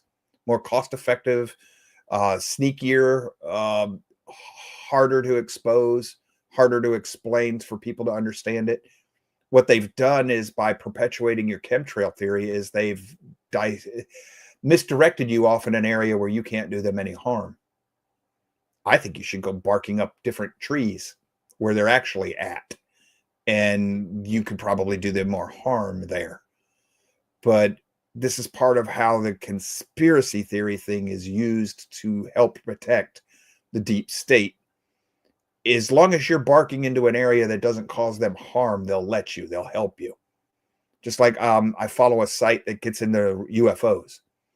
And it has been exposed that a lot of the people in Roswell who claimed to have seen alien bodies, it's now been proven that they lied. The number of people who lied about that is up to 10, that they can documentedly prove they lied. So why would they lie?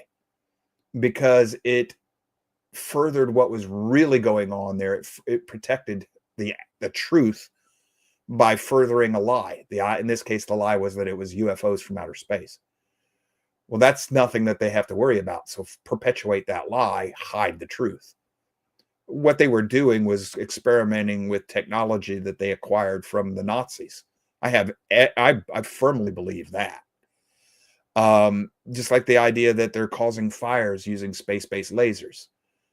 If you know more about lasers, there's reasons to doubt that. But that doesn't mean that they're not causing fires, just not that way. Just like it doesn't matter if your roof is blue. If I use a blue laser, I can still set your house on fire. Okay. You have to understand how lasers works. A lot of physics there. So it's the Anunnaki. I'm not going to laugh at that one, Mr. Toller, because there might actually be something to that. It's just not ancient aliens the way that guy on the History Channel puts it up. But you're onto something. The Anunnaki in the History Channel, that's aliens. Well, that's easy for most people to accept and believe. But as soon as I tell you that, no, that's actually fallen angels and Nephilim. Whoa, what? Now, you're not going to believe that. Well, that's where the truth probably lies. Fallen angels that have been let out of the Tartarus that can and do naturally look a little bit like lizard people. That's a conspiracy theory I'll chase with y'all all day long because I happen to think there's something to it. So again, the facade, yes. Go read that book, The Facade and the Portent. But hopefully what we do is, in this show, in the grand scheme of things, we make you better thinkers, because that's my goal. We had an audience member recently tell me that he doesn't agree with everything I say, but it's on the flavor of the ice cream, not the ice cream itself. Yeah. That didn't bother me at all, man. That was mission accomplished. Because he's listening and he's testing it against his own reason. And he's like, okay, I see where you're at, but I think it might be this way, not that way. That's all I asked for. And the reason I say that is because I firmly believe that if we are all using right reasoning, I don't mean political right, I mean reasoning correctly, reasoning guided by wisdom, grounded in an objective sense of right and wrong, of reality and morality, we all eventually end up in the same ballpark. We might be in different section of the bleachers, but we'll all end up in the same ballpark. So, Mr. Tolar, be careful with this. I hope I say your last name correctly. But from the planet Nibiru, be careful with that. If you want to do some really good reading of the Anunnaki, go on YouTube and just put in Anunnaki and Dr. Michael Heiser. Start watching the videos. Or if you want to get an education on Nibiru, put in Nibiru and Dr. Michael Heiser. Again, the facade and the portent is where you want to concentrate. If this really interests you and you want something that's probably closer to truth, that's where you want to go. Start with the facade and the portent, because it's a Michael Crichton type book. It's faction. It's a lot of fact fed to you through a fictional story. And it'll hit on some of that stuff. But that's what I'm getting at right there. That idea that the Anunnaki come from a rogue planet that only comes through our solar system every so often. How could anything live on that planet when it's going to be so far away from the sun that the sun will appear to be nothing more than a dot in the sky like any other star for thousands of years. You can't live on such a planet, not life as we know it. And any life that would develop on that planet couldn't live on this one, most likely. So reason. That's what we're trying to do, is teach us how to reason so that we can have a slightly broader foundation of things that we can be confident in upon which to stand. Little stronger foundations in our lives so that we're not as easily scared, frightened, or as easily manipulated, so that we can live self-directed lives and actually be a little freer in the process. That's what we're trying to do here. We hope we succeed. To the extent that we do, please at least hit the thumbs up buttons, the like buttons, share the show. If you got comments or suggestions, feel free to email. It's joe@theroadtoconcord. I got a couple I have to answer later today. Other than that, we thank you for being here. It's an act of love that we do here. It's an effort of love for you and for our fellow man. If you're going to be with us Wednesday for Worship Wednesday, we're going to be talking a little bit more about Islam and some of the signs that are appearing right now in the sky and in the earth that may very well, in my opinion, are prophetic. And after that, in the beginning of the show, then we're going to get into Ephesians.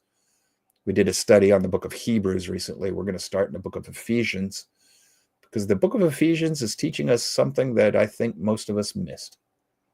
And we'll touch on that. And it'll also help set us up for our book study that'll start on Friday, Dr. Michael Heiser's The Unseen Realm. So if you're going to be with us Wednesday and or Friday, we'll see you then. If not, we will be back on the Road to Concord next Monday with another one of our logic, natural law, politics shows. Until then, y'all stay safe and take care. Bye-bye.